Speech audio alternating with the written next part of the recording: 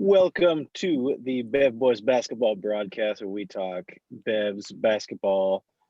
That's pretty much it for the most part, honestly. Sometimes other things, but that's pretty much it. My name is Nick, as you all know. I'm Tyler. I'm Alvin. Hi.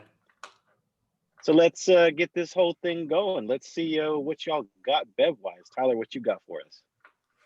Yeah, I'm not gonna lie, I totally forgot about Bevs, so I just have milk today. That's literally one of two liquids that we said not to use. Wasn't that was like on the list of things that were like, these do not count as Bevs right now. You could have brought some lotion and just consumed that. Take one for the team, man. Yeah. Could have done that. Just like walking down the street to the store. Just like, I don't know. I'm sorry. Won't happen again, I swear. What's the point of living in a walkable community if you're not going to walk? Make some good. Hard walk, baby.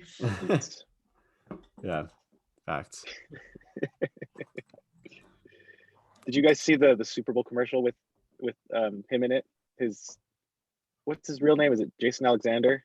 Yes. Yeah. The Jason Alexander hoodie. Yes, actually. Oh my god, that was fantastic. I only saw the best. Yeah, that one was really good.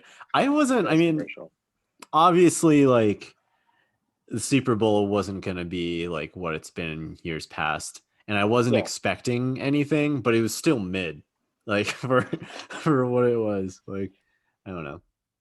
Jason Alexander one is pretty good. Well then, Alvin, what you got for us, Bev-wise? All right, so I have said that I'm from the Philippines, which I think is why I like basketball, among other things. I also like mangoes, my favorite fruit. So I have Philippine brand mango juice nectar. Ooh. Yes, sir. Nice. Yes, sir. We'll give it the quick open. Usually not a big fan of the nectar. What? Have you drank this before, or is this a new thing? I've had this before, but not in a long time. Because this is really sweet. Mango-based products are usually super sweet, and this is no exception. Where did you find that? Do you have to go like an Asian market to get something like that? I feel like 7-Eleven doesn't have something like that. So Definitely not. I've kind of exhausted everything that I've wanted from 7-Eleven. It's basically it's like chocolate milk and then there was that episode where it was like not very good yerba mate. Yeah, so I was at the local Asian market buying Asian stuff, and I came across this Asian beverage, so pretty happy. Hell yeah. Did you get the what's that flavor of top ramen, the oriental flavor of top ramen? That's an aggressive flavor, man, if you ask me. The oriental flavor. That's also the worst one. I'm going to just say it. I'll be on record. I honestly can't think of a single time I've ever had oriental flavor. Yeah, I good on you. That one. It's so ridiculous. Yeah, it's just like for me it's like either chicken or the chili. The spicy one. Yeah, the chili one. You gotta go chili. Yeah, chili every time. Chili is the only one that makes you feel like you're not like make you feel at alive. The bottom of the barrel. Yeah. Big time. Yeah. All right, Nick, what you got? Let's see it. Okay, so I see these at the store all the time, and I was finally like, all right, cool, I'll check it out. It's the FitAid drink. They've got a lot of different ones. Oh my god. Yeah, man, I'm a fit guy. You know what I'm saying? Like. And you need some help, apparently. Life, yeah. This one. Well, this one is to recover. Because I'm starting to get back in shape. Starting to get it going this week. I'm eating better. I'm exercising, so I'm feeling better. But these muscles need recovery. So I'm going FitAid. It's the citrus medley. Oh. It's got BCAAs, glucosamine, CoQ10. CoQ10 is good for energy. I know that because my grandma takes CoQ10 as part of her daily supplements. So omega-3s, that's pretty good. Yes. Koki 10 for when Koki 9 is not enough, I guess. Yes. You gotta go 10. 10. Yeah, No 9. 10. No Yeah. no 9. We're going double 11, digits. no. No 8. 11 is way too much. Just Yeah. 10. Yeah. Talking double digits or bust. Yeah. 8 is late. It So kind of tastes like airborne. A little airborne tablet in the water to prevent you from getting sick. So it tastes but chalky. Like not so chalky, but like that same kind of like weird, slightly weird aftertaste, but kind of citrusy. Yeah. Is it good or is it gross? I mean, I could drink it and it's fine. I probably wouldn't want to drink it again, but I got it, so yeah. Well, I'm gonna drink it. Is there caffeine or no? 45 milligrams of natural caffeine. That's not too much. That's like half a cup of coffee. Yeah. So it's nothing to me, in the words of Shaq. Not like pre-workout that's got 400 milligrams. 300. Well, 250 to 300, depending on what you get. But yeah, so it's nothing. It's nothing to me. It's a lot either way, man. It's a lot either way, dude. Yeah, I usually like cycle through like not taking anything to like give myself a break so I don't get too used to it. Yeah. Speaking of it being a lot, my Bev has 32 grams of sugar in total. Ooh, wow. All right, that'll get you a lot. It's a lot. It'll get me going. I'm gonna try not to drink more than half of this tonight because there you go. I'll get a little wired. A little wacky. Yeah. All right. Well, we got the Bevs covered. Bevs are good to go. Now it's time to get into some basketball. Looking into some basketball news. I'm not sure how much you guys know about what's been going on as far as like them trying to get going on this year. Hey Nick, I want to see what you guys think about this. I personally think it's silly. A second, yeah. Do you want to just start over again from that part and I'll edit it? Yeah, that works. Yeah, the transition from the Bevs. Cool. Okay. Hang on 1 sec. Okay. Okay, so we got the Bevs covered. Let's talk some basketball for a second here. Going into some basketball news. I want to see what you guys know about this as far as the NBA trying to get an all-star game going on this season. With everything going on, like, it just seems really dumb to me. And I mean, obviously it's like you got to get that money. So that's the only reason why. But like, it just seems silly to me. I want to see what you guys think about that. Yeah, I think so. Shout out All the Smoke, like one of my favorite podcasts out there right now. Doc Rivers was on it a few weeks back, and he was talking about how hard this season has been just because like one of the greatest things about traveling in the NBA is traveling to a new city, going to check out some restaurants, checking out like the scene, the nightlife, all that stuff. But all of that is gone this year. You absolutely cannot do that. All you're allowed to do is go straight from your like bus or your plane and straight to the hotel, which has already been enough of a sacrifice for people. And you could make an argument, and I could make an argument too, that like the NBA shouldn't be happening right now with like a pandemic raging and all this stuff. But what definitely shouldn't be happening is that a bunch of players from a ton of different teams are converging in one place in Atlanta of all places. Like, no one wants this. Doc Rivers didn't say anything about this, but it's clear if you were to ask him a direct question, he wouldn't want this either. Like, I'll put his words in his mouth too. Like, well, not to mention it's meant for the fans, and there won't be any fans there. So it's like, why would the players ever care about playing with each other for some little game when the fans can be there to enjoy it? It doesn't mean anything anyway. There's no incentive for them to play this game. Yeah. I think the only incentive is cash, right? Like, NBA's got to make money. They're hemorrhaging money right now. And how much is this going to really help them though? Good question. I don't have a like idea on how much that would help, like in terms of like specific value. But I am sure that it would help in some way or another. Like at least like television ratings, people are going to tune in to watch it. But if people get sick because of it, then more games are going to get postponed, and then the league could be canceled again. It just doesn't seem like it's worth the risk. I agree. I wholeheartedly agree. I think, I don't think it's worthwhile. I think a lot of the NBA has done a good job the last few years, especially under Adam Silver, of like generating goodwill and like doing all these humanitarian efforts and these like supporting social justice movements and largely appearing to be like player and worker centric. And Nick is gone. Okay. He's back. And he's back. All right, cool. That was pretty quick. So anyways, what you missed, Nick, is I feel like the NBA has done a lot in trying to generate a lot of goodwill for humanitarian work and for social justice work and supporting their workers, like supporting their efforts through Black Lives Matter and through various other social justice movements.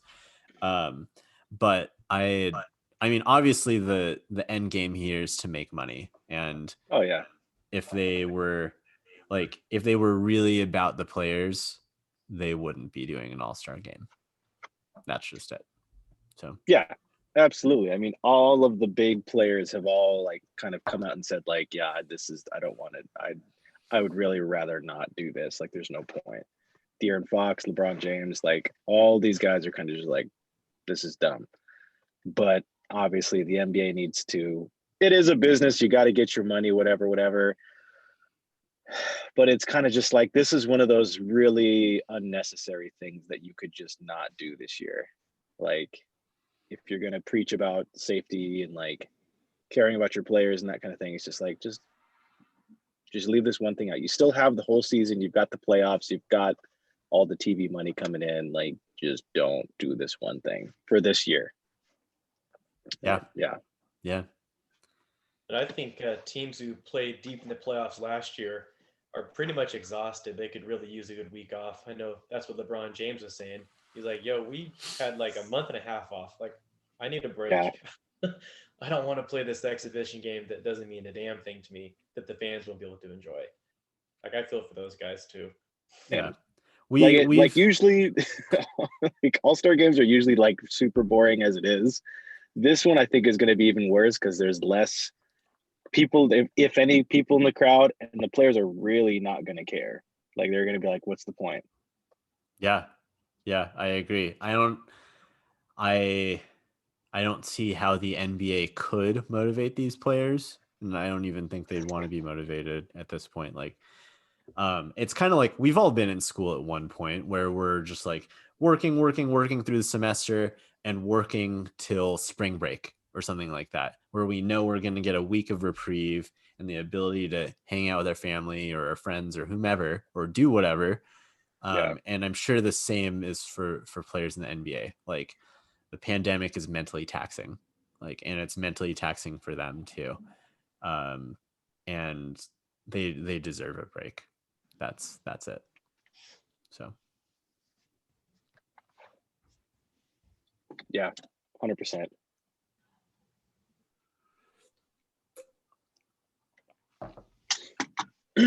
Yeah, I mean, like, well, they're going to do what they're going to do. It seems like it's pretty much set in stone at this point. From what I've seen, is like it's almost guaranteed that it's going to happen. They've already kind of got everything figured out, and it's going to be Atlanta. So I wouldn't be surprised if there's a good amount of people in the crowd because it is Atlanta. Like, there were so many people at the Utah game that I was watching last night. I don't know if y'all saw that. Did you see that? I haven't really seen. So many players. There's so many people. It almost looked like it was full. Like, it wasn't completely full. You've got people like courtside. Like, that's crazy to me. Like, it's one thing if you put them on like a higher bowl or something like that. Yeah. But you've got them courtside. Like, that's like like that's insane. Like, you can't keep track of courtside people like you can keep track of like your players. Like, your players are following protocol and everything, but like, you don't know, especially in Atlanta, like or Utah or something, like you don't know what these people coming in to watch this game courtside or where they've been, like if they're, caring about this at all. Yeah. It's just crazy. One last thing, and then we can transition into the Jazz, I suppose. But because I definitely want to talk about them.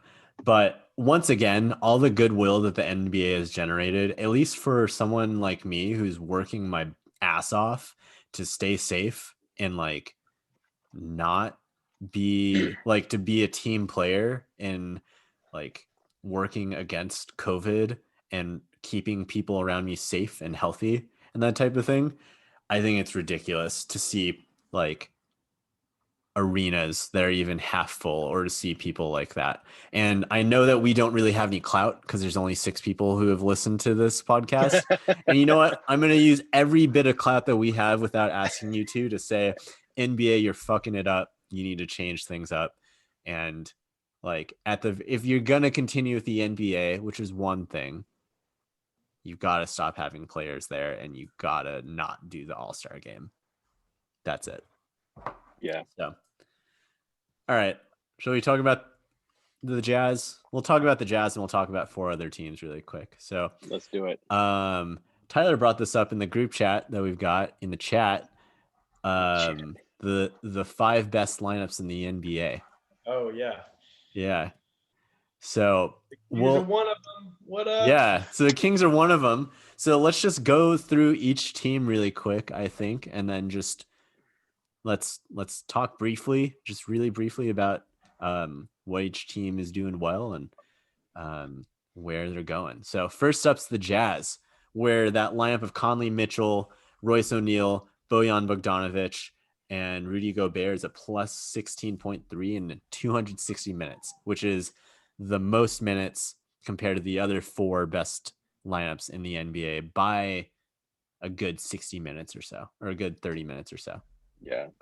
Which, I mean, that makes sense considering, like, you look at these other lineups in this list, all of them are ones that came into this season where, like, all these teams are, like, trying to figure out because they've got new people coming in to figure out. Whereas this Jazz team, these are all guys that were here last year and probably years before that for the most part. So, like, they know already. They've already got this whole thing set for the most part, but that makes sense that they would have like way more minutes than everybody else. Yeah. But it's a cool lineup. I mean, you've got defense at 4 of the 5 positions and a lot of shooting, and you've got good size at all the like positions basically too. Like I think it's only 3 out of 5 guys can play deep. I mean, Mitchell and Bojan, they don't play much defense. Well, Donovan, Mitchell can when he's got the size, he's got the super crazy reach and athleticism. Like when he wants to, I think he's able to like lock down people in the same way that like De'Aaron Fox can, basically whenever he wants to, but doesn't. I mean, I saw SLC Dunk on SB Nation wrote an article saying, I think it's time to give up on Donovan Mitchell's defense. So wow. I think Jazz fans are pretty much just like, he's James Harden for us. He's just going to score. If he wants to play defense, he will, but it's probably not going to happen too often. That was kind of that I got. That's interesting because I feel like he wasn't that when he came into the league. Like he was like a pretty good defender.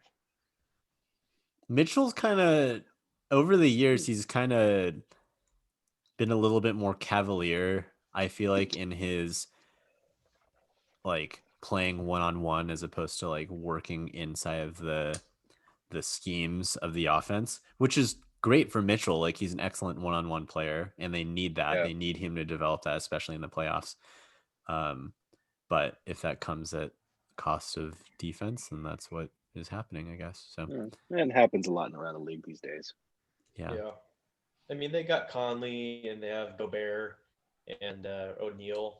All those guys are great defenders, so I think they can afford. Yeah, they can afford it.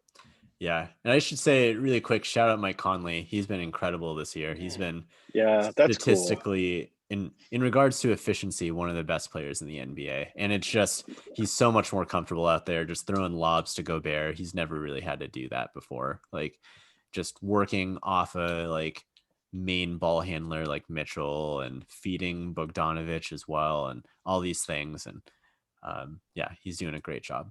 So that's cool.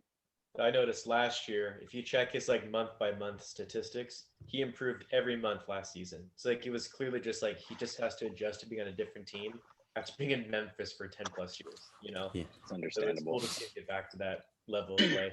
Yeah, and I never admit that to a Jazz fan because Jazz fans are no, spiteful. The worst. They're the worst. Sorry, Jazz fans who are listening to this.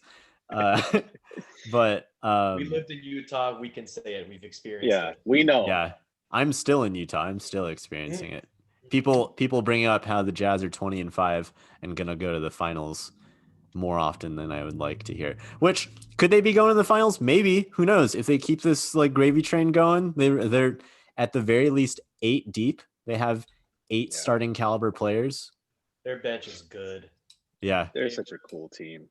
Ingles and who's their 6th Clarkson? Clarkson. Jordan Clarkson. Yeah, he's a stud. Pinoy pride, bro. Philippines. Yeah. Right there. Boy. Yeah, you know what it is. And they got a great coach too, mind you. Yeah. Love that guy on and off the court. Looks like he just did a bump of cocaine, but you know what? Oh, he looks like he's always coming out of a gnarly bender, but sultry. Hey, he gets it done. Yeah, exactly. Another team that gets it done, LA Lakers, plus 17.1 in 232 minutes, which is a lot of minutes. Lineup is Dennis Schroeder, KCP, LeBron James. Basically their starting lineup, Anthony Davis, Marc Gasol. What's going on there? What do y'all like? Yeah, that's another one. That's like all 5 positions have good defense there. And Schroeder? Yeah. Yeah. Oh yeah. Yeah. He's playing good. He's playing decent defense this year. He hasn't always. Like on the Hawks he wasn't, but last year with the Thunder he was playing good defense, and then this year he's actually carried it along too. So yeah. He's kind of a thin dude. He's not super strong, but I guess he's athletic. Yeah, he's super fast and like quick. So like defense at every position. You've got like 2 different guys who can be like a defensive anchor for you basically, in Gasol and Davis. And then you've got Davis and James, who are both top 5 players like in the world basically. So it's pretty good. I think adding Marc Gasol to the mix just increases their passing too. I mean, it never hurts. Oh yeah. And a guy with an IQ and experience like him is just going to unlock all kinds of little things for them. Yeah. Plus he can stretch the floor too. Yeah. Just adding more intelligence on the court always helps. Right? Like that helps more than most other things. So and then the Lakers are deep too. They've got a lot of players. Also I just have to say KCP has looked better than he ever has been also. Like good for more him, comfortable. Man. More comfortable. It looks like he feels like he's accepted finally. Like he typically played like a high school kid who's going to his first cool people party and he's freaking out trying to impress everyone. Yeah, y'all know. But he looks like he's fitting in. So good for them. Not much to say about the Lakers. We can talk about the Clippers though. Plus 25.4 goes to Patrick Beverley, Paul George, Kawhi Leonard, Nicholas Batum, and Serge Ibaka. 25.4 in 175 minutes. What are you guys' take on that? Boy, did they get better this year. Yeah. Adding Ibaka and Batum. Just like... Yeah, Batum's been pretty good, actually. Last year. Pretty impressive. Yeah. Where did he come from? He was like a shell of himself. Like years ago. Yeah. Like even last year, he looked not good. Now he's in a role that makes sense for him. You know, he was to be their number 1 guy for some reason, and now he's their 5th guy, if that. You know, he can just do the little things like he was doing in Portland. You know. Yeah. One tidbit that's kind of interesting that I either learned, or I read, or heard. In coming to the Clippers, he studied other glue players, specifically Boris Diaw, in figuring out how he got to his spots. despite being pretty heavy set and not super duper athletic, but just like using his length and like intelligence to fill in the gaps around players and do what needs to be done. So we could always use more Boris Diaw in this league. Hell yeah, man. He was cool. Big boy right there. Yep. Yeah. Yeah. I love that guy. He's on the Jazz too. So maybe there's some continuity there. I remember serving him at the restaurant me and Tyler worked at back in the day in Utah. He was super nice. Yeah, he was like the nicest guy. It was awesome. He came in with, I don't know, a couple of his parents or something, but yeah, it was like, oh my God, that's Boris Diaw. That's sick. Yeah. He's French, right? He's French. Yeah. Yeah. Yeah. He's classic French guy. Big time French. Yeah, there's a lot of good stories about Boris Diaw. Maybe we can go into that in the future. I've got a lot of them. Fourth team on this list is another Boris Diaw team, the San Antonio Spurs. Lineup of Patty Mills, DeJounte Murray, Devin Vassell, Rudy Gay, and Jakob Pertl, plus 23.5 and 120 minutes. Shout out Utes. Go Utes. That's right. Yeah. You know? Can I just say, like, how random is that lineup? Like, who would have ever guessed that is like one of the most... It's a little obscure. No DeRozan, no Aldridge. Like, what? It's basically their bench. Yeah, pretty much. Except for Murray. Mills and Murray are starting, right? Oh, no. I don't think Mills is starting. I think it's just Murray. Yeah, Derek White starts next to DeJounte Murray. So their starting lineup is Murray, Derek White, DeMar DeRozan, Aldridge, and then I forgot who they play at the 4. Keldon Johnson is who they've been playing at the 4 a lot lately. Anyways, Devin Vassell is someone that we really liked and we're hoping would fall to the Kings before Tyrese Halliburton became a possibility. Yeah. Absolutely. He was my first choice before, because I didn't even think Halliburton was going to be there. I was like, there's no way he falls in 12. He was supposed to be like top 5. But so, yeah, Vassell was like my first pick. So it's cool to see that kind of come into fruition a little bit. And that's a cool landing spot for him, honestly. This is a cool lineup of like young guys and veterans. Shout out Rudy Gay playing the 4. That's cool, man.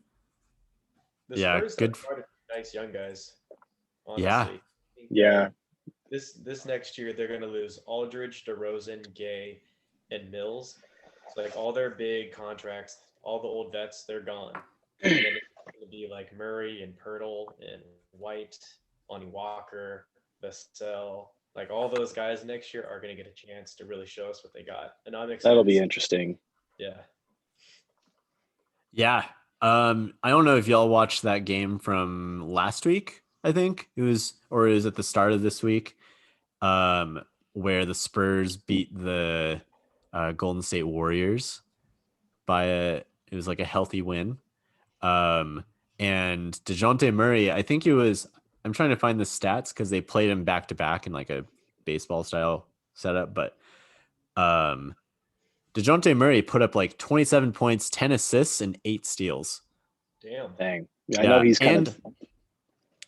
and he like hit the like clutch 3 to seal the game basically against the Warriors. So that was pretty crazy.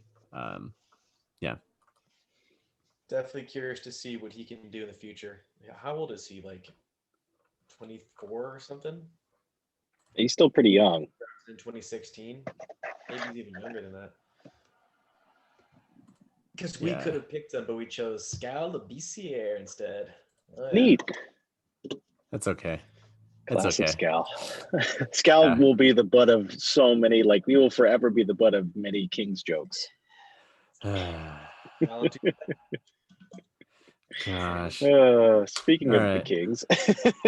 Yeah, speaking of the Kings. Good news about the Kings. Yeah, let's hear some good news, huh? Yeah, plus 28.9, 200 minutes. That's a lot of minutes, we should say.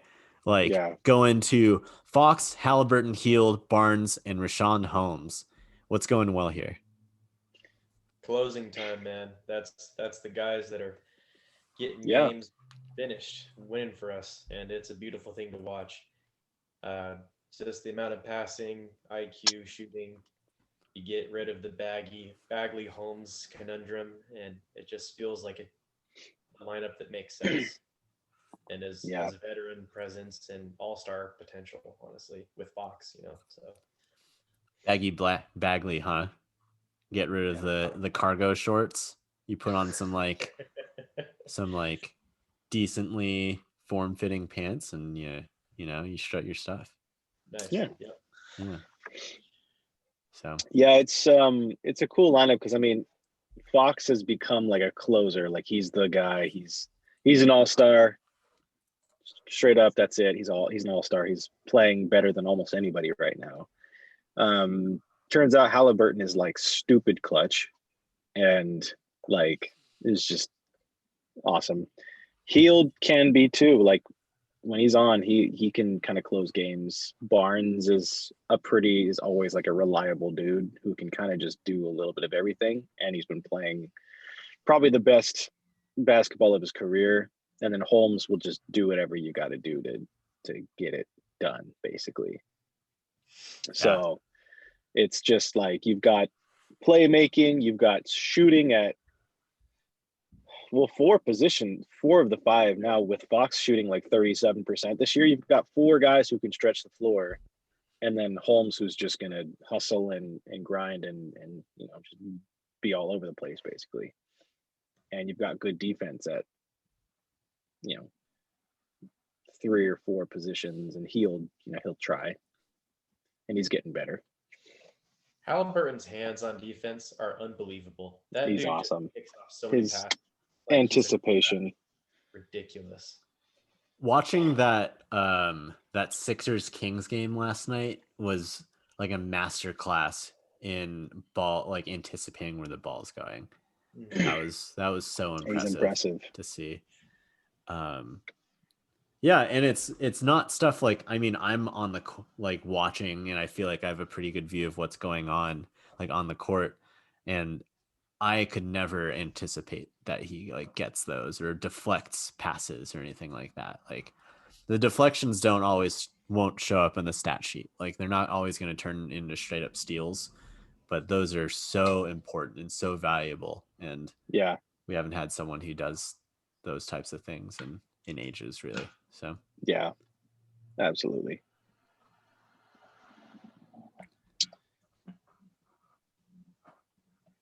Yeah.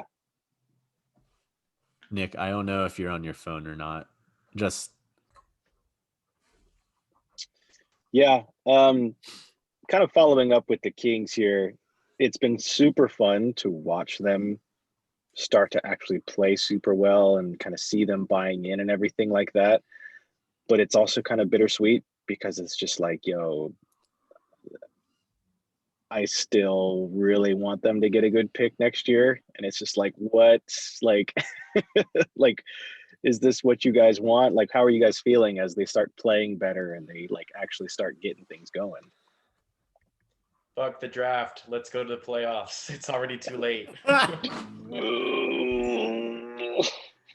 It would be so easy for us to slip into like 13th place in the West or 14th or 15th place. Not 15th.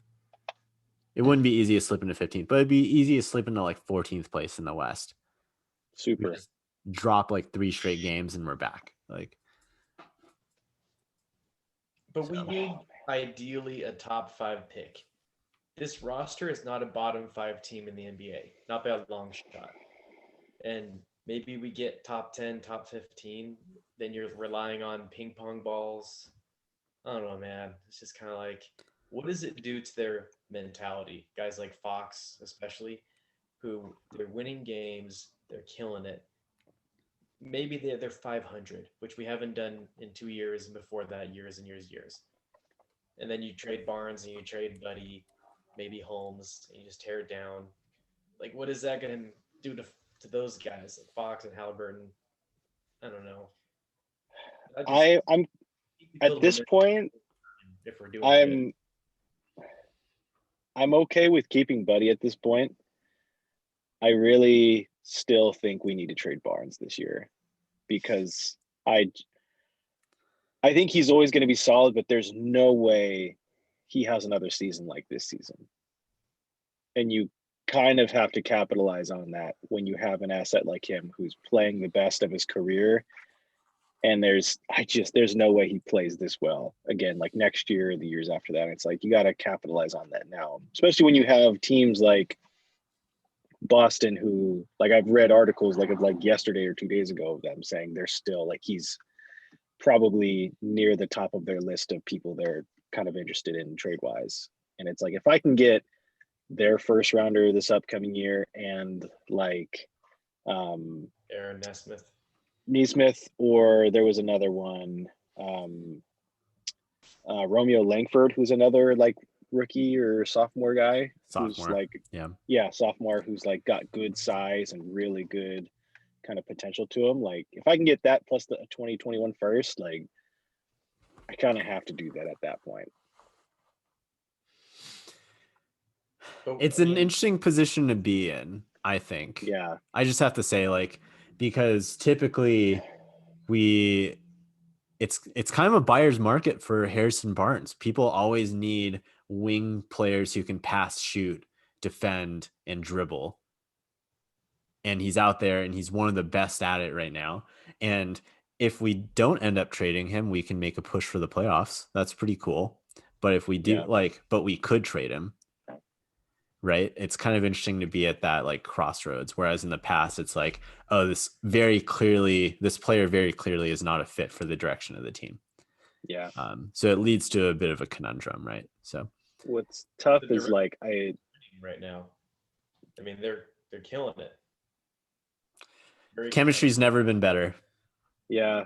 That's just a hard thing to happen, and then just to blow it up is kind of like a gut punch.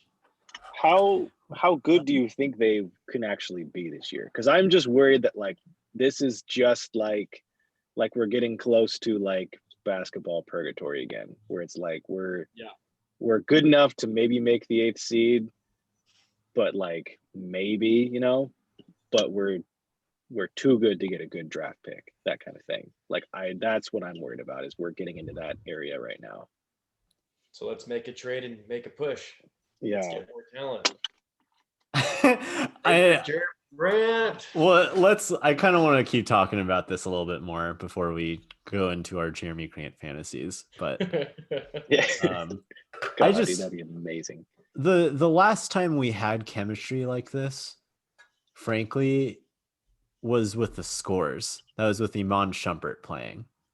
Yeah. Right? That was before the Harrison Barnes trade. There was great chemistry, and we were playing we shocked the NBA and how well we were playing, like, and how we were winning games and like coming close, like coming up in tight losses too.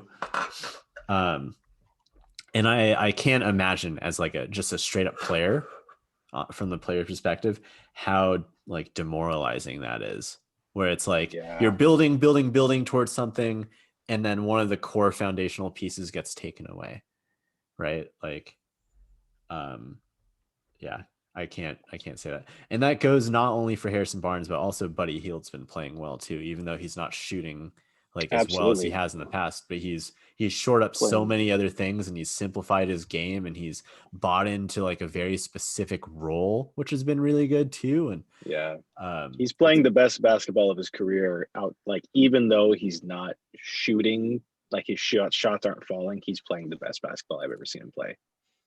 Yeah. He's getting a lot of games where he'll get like 6 or 7 assists, which is pretty impressive for him. And he's doing like, no, don't pass the ball, you're horrible. But like, he's making like smart team basketball like decisions, which is super cool. I think importantly, like a lot of his assists in the past, like if you watch his previous games, it's from him trying to work off of a like pick and roll, and he's dribbling the ball and holding on to the ball and trying to get into the lane and doing those things. But this year it's quick passes. He's not holding on to the ball too long. He's either coming around a screen and shooting just after it, or he's coming around the screen and then dribbling once and then dishing it out to someone else, or hitting like Rashawn Holmes to the pocket pass or something like that. Just so impressive to see. And that's not really something that like a lot of other fans necessarily notice, right? Or like general basketball fans notice. But yeah, I don't know. Like I've been there where I feel like I'm building towards something and then something goes awry and I have to start over, and maybe I come out stronger as a result, but mentally that's taxing. And especially in a season where everyone is being taxed mentally, I would love to get a top 5 pick. I'm just not convinced that that's the right thing to do anymore. Really? I'm really surprised that you agree with me on this. Yeah. Yeah. I don't know. I've been thinking about it. Like, people are struggling right now. We're a year into the pandemic, dude. Like, Well, in a vacuum, though, forget the pandemic, forget players' feelings. For the direction of the Kings as an organization, do you still stand by that? I would love to have Evan Mobley on this team. Love, love, love to have Evan Mobley on this team. yeah. I would Him love or Jonathan Kuminga. One of those Yeah. two would just be absolutely incredible. Yeah. If we can sneak into like a top 5 pick somehow, that would be insane. That That's kind of why I liked the potential Boston trade where you can get another first rounder and then trade both of those to get like a top pick. I'd do that. But yeah.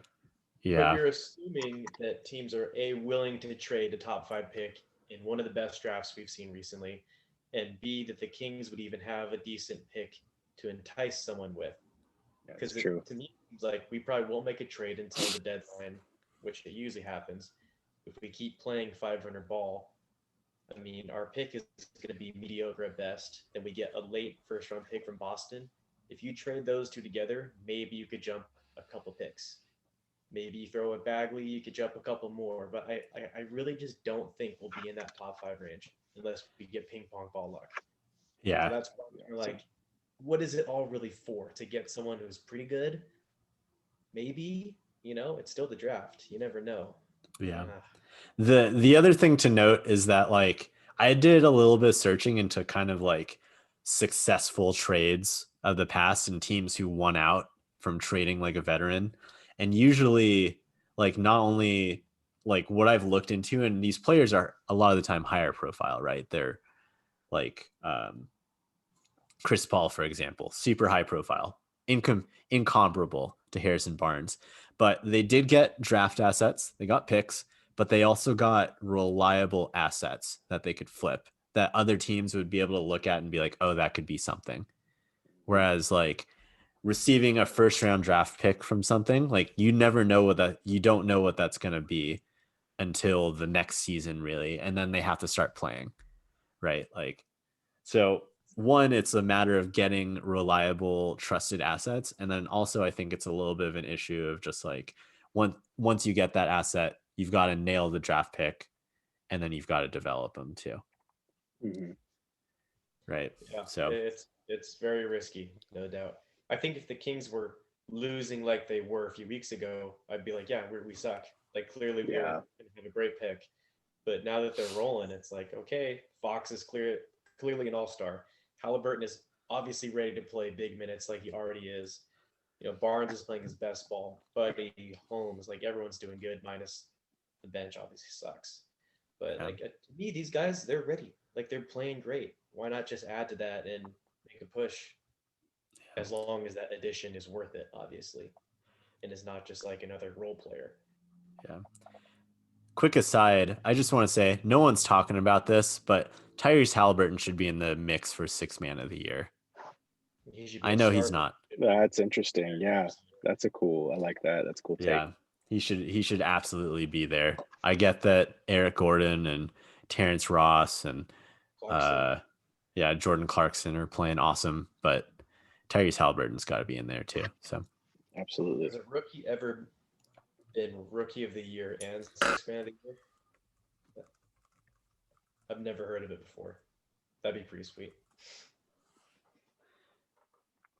Ben Gordon, I think, is what I'm seeing. He was rookie of the year and 6th man of the year? I think so, if I'm reading this correctly. Huh. Maybe not.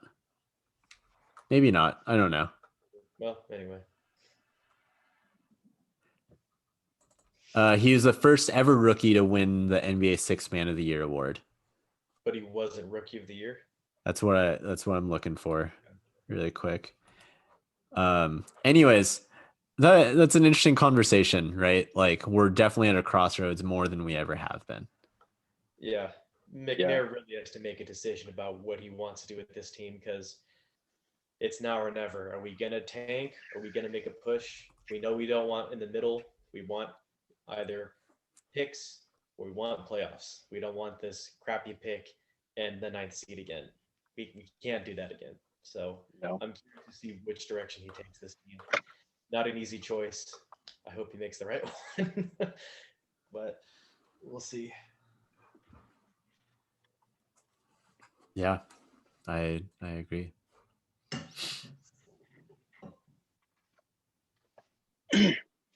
Well, speaking of all that, to kind of finish up tonight, I know Tyler had a specific trade idea that he had that could potentially solve these problems. So let's hear what you had to say about that.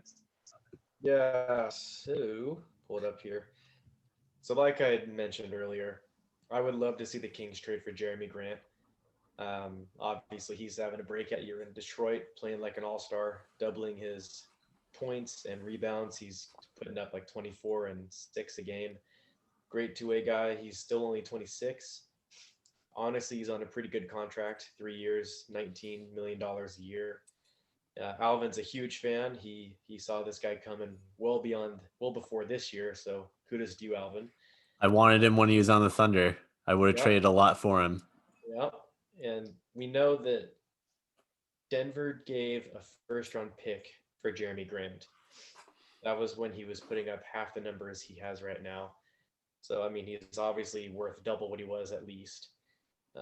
So I don't know exactly what this would be, but my thinking is you probably have to pry him away from Detroit because I'm sure they're not just going to be like, yeah, take Jerami Grant. So you might have to overpay a little bit, but my thinking is if you can send them Bagley and filler of Jabari Parker and Corey Joseph and either 1 or 2 first-round picks, and then you get back Jerami Grant, DeLon Wright, and Wayne Ellington just to match for roster spots and salary, you could be starting Fox, Halliburton, Grant, Barnes, Holmes with Buddy and DeLon Wright off the bench and whoever else we decide to pick up. And to me, that team is just absolutely kick-ass. That's cool. That's so cool. Second all-star. Like I said, he's only 26, so he's only going to get better. He's Fox's running mate for, the second best player on the team. You have just unbelievable depth. And, I mean, that's a team that can definitely make the playoffs and still get better from there. Whether or not Detroit goes for that, I don't know. But I wanted to hear what you guys thought about that trade. I would do that in a heartbeat. Absolutely. Yeah. How many would you be willing to give up? I think Bagley and 2 firsts would be I think that's, I could do that. I'd do that without really thinking too much about it, honestly. Because I mean, I know Bagley's value isn't super high right now, but it's like he still is was a second overall pick like 2 or 3 years ago. Still has crazy upside, and I'm sure Detroit needs as many young assets as they can get at this point because they're probably going to get the first overall pick. They're probably going to get like Cade Cunningham next year to pair. You get him with Bagley and what's his face, the guy they drafted this year, the point guard. I mean, yeah, and you get 2 picks out of it. Like, I think that's pretty fair. All things considered, like Jerami Grant doesn't really fit into their timeline right now. Like they are in like as full rebuild mode as you can do right now, and Jerami Grant does not fit that. So why not collect as many assets as you can? I feel so weird because as a Kings fan, we're usually picked on by other fans of franchises who are just like, oh yeah, well they'll trade Buddy Hield for a bag of chips and a protected second round pick and all this other stuff. And it's weird to be on that other side where we're just like, oh yeah, like Pistons should do it just because it's cool. Like Like I don't know how the Pistons. Here's my take. I think the only way the Pistons do this is somehow they get Blake Griffin in the trade. I think that's how it happens. Oh. What's his contract like still? 36.5 million over 2 years. I'm looking at the trade machine right now. He's got 2 years. Yeah, I'm looking at this right now. There's no way we could take him, I don't think. Not with Barnes and Buddy still on contract. No, that's too much. Because Fox is getting paid next year. What if it was Bagley and 3 firsts? Is that too much? I wonder. I mean, it depends on how protected they are. Yeah, it comes. That's true. So here's the trade. Oh man, this is a lot. Jerami Grant and Blake Griffin for Bagley, Barnes, Kojo, and Bielitsa. No, I'm not giving up Barnes. I think that's you have to give up Barnes or like Hield basically. Salary work, yeah. You would have to find a third team who could take on Blake Griffin's contract and probably get a first pick out I don't know. I don't know who would do that. Does it? Yeah, I don't know what that would look like. But yeah, it's tough. I would love for the Pistons to do this. That would be insanely cool. I would do Bagley and 2 picks. I do Bagley, 2 picks, and Kojo for Jerami Grant and like Frank Jackson. Does it have to be Frank Jackson? I don't know. So mine was Bagley, Kojo, Parker for Grant, DeLon Wright, and Wayne Ellington. So because three for each for the roster spots and to match on salary, that's like pretty much equal. So DeLon Wright's been closing for them though, is the thing. I would send him a second round pick or 2 for DeLon Wright if that's what it took, Yeah. Get a Ute on the Kings. Yeah, that'd be cool. Yeah, we're talking about all the Utes on this team. Right? All we need is Andre Miller. We need to talk about Andre Miller on this. Maybe you had him. Yeah, which we definitely could. So,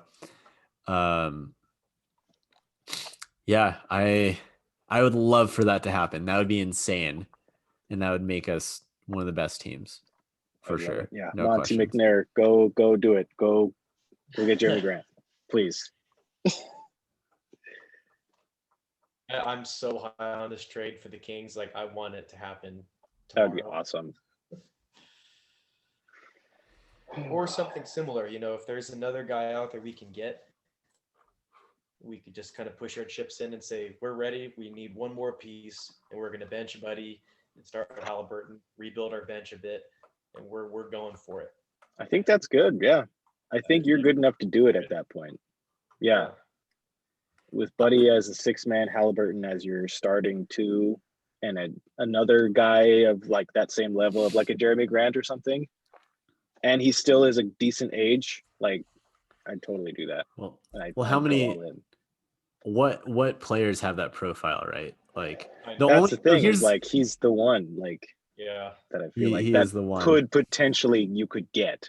The other ones, I'm like they're untouchable basically. Yeah. But he's gettable to me because of how bad Detroit is.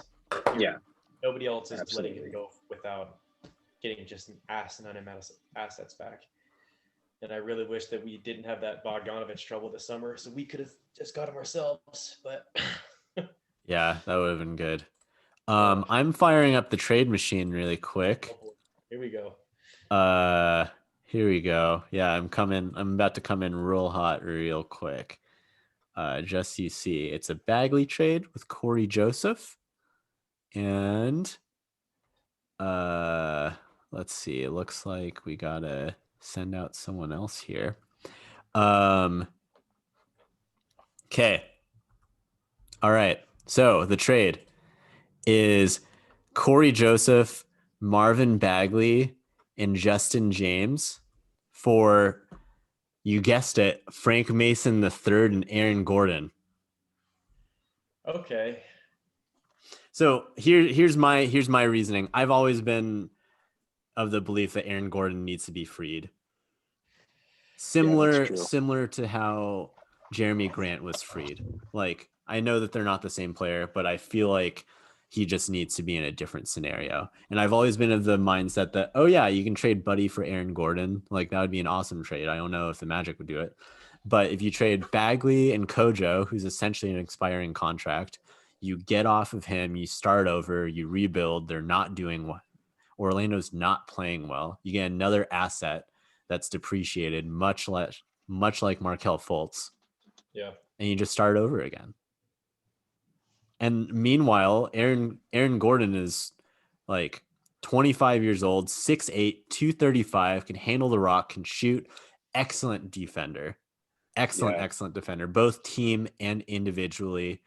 In a lot of ways, he's not Jerami Grant, but I think he can do a lot of the things that we're looking for there. And I think he's underrated too. Is he a 3-point shooter? I thought that his knock was he wasn't a good shooter. He's inconsistent, but he has to be guarded. You have to guard him. Respectable. Yeah.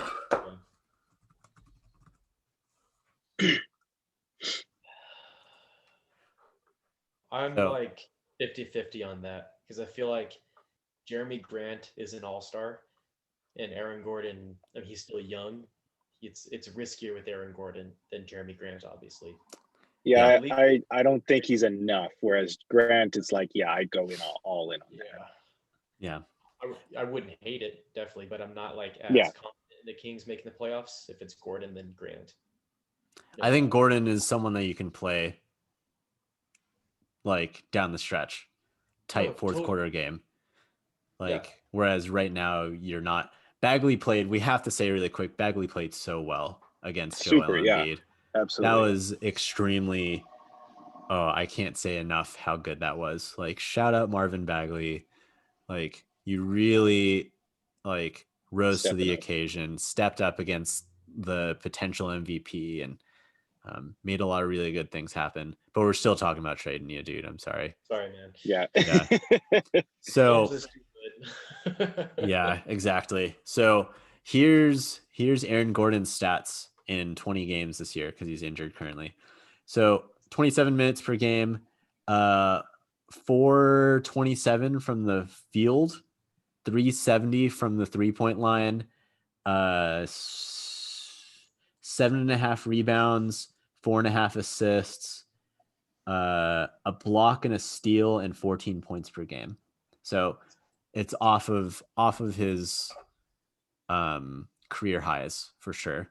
But I think that's someone that we should look into for sure. I think I'd definitely be interested in that. I think he'd be awesome. His contract's not bad. No, it's not too bad. So, well, we'll just have to wait and see. Trade deadline's in like a month and a half, something like that. So, Monty McNair, get some stuff going here. We gave you some suggestions, and do with that as you will. Yeah, just let us know what you're thinking. Hit us up if you have any questions. Love to hear you back. Yeah. Anyone listening, spam this, spread the word, hashtag, Kings get Jerami Grant. I don't know, like make it happen. Speak it into existence. Hashtag free Jerami. I like that one. Let's go for that. Yeah, that'd be great. But let's make it happen. Well, I think that pretty much covers it. Is there any last hot takes or anything you guys want to dish out before we kind of close up today's episode? No, I think my hot take was the Kings should push for the playoffs. So. Yeah, that's good. Yeah, and I wasn't expecting to agree with that, but the more I talked, the more I agreed with it. It's a crazy time we live in. Yeah. Well, Nick, what's your verdict? You were against it. Looking at everything just based on the circumstances right now, I'm kind of at that point where I'm with you guys. As much as I've been following this draft and the players and everything, I don't see any way we can get a top pick out of just sheer luck or like blowing it up, basically. So, yeah. Don't blow it up if you don't have to. Yeah, I'd rather just trade and get a Jerami Grant or something. Yeah, and just keep being good.